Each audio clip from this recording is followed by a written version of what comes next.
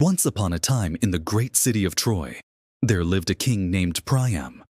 Now, King Priam had a son named Paris, who was exceptionally handsome, but was also a little bit of a problem. You see, when Paris was just a baby, his father, the king, was told by a group of seers that Paris would one day bring great doom and destruction upon the city of Troy. So, in order to prevent this prophecy from coming true, King Priam had Paris thrown into the river to die. But Paris didn't die.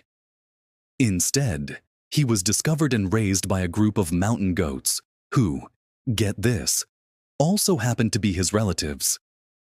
Yes, turns out goats are into that sort of thing. Now, growing up outside the city walls, Paris became an exceptional archer, hunter, and swordsman. And just as he grew older, so too did his ego.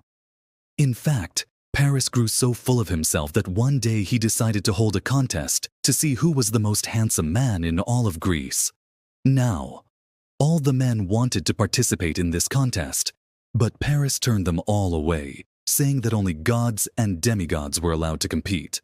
But you know who didn't listen to that rule? A guy named Oenone, who was a mere mortal, but was also Paris's half-brother.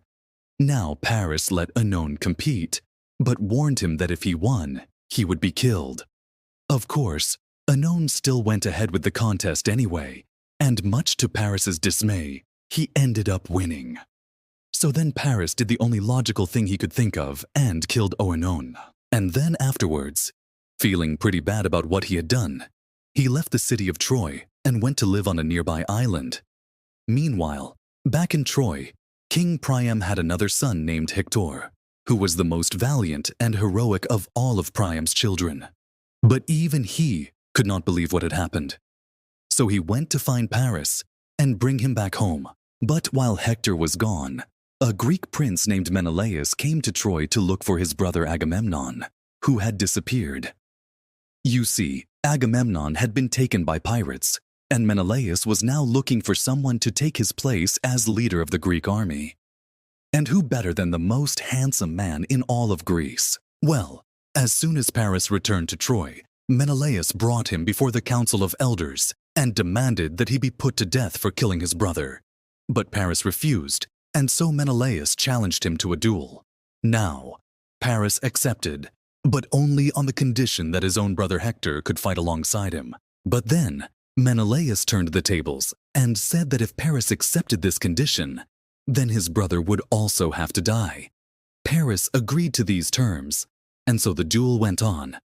Now, at first, Paris got the upper hand, but then Menelaus's wife, Helen, who was also the most beautiful woman in the world, got scared and ran away. Then Paris gave chase, and this caused him to miss his dinner appointment with Aphrodite, the goddess of love.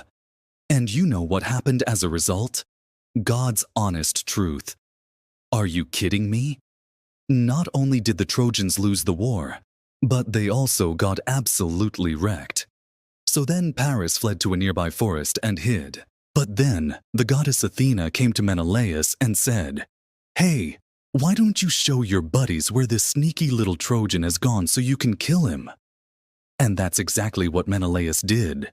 But then Paris begged and pleaded for his life, promising to give them anything they wanted if he were spared. And what was that thing? You ask, anything. Well, how about this?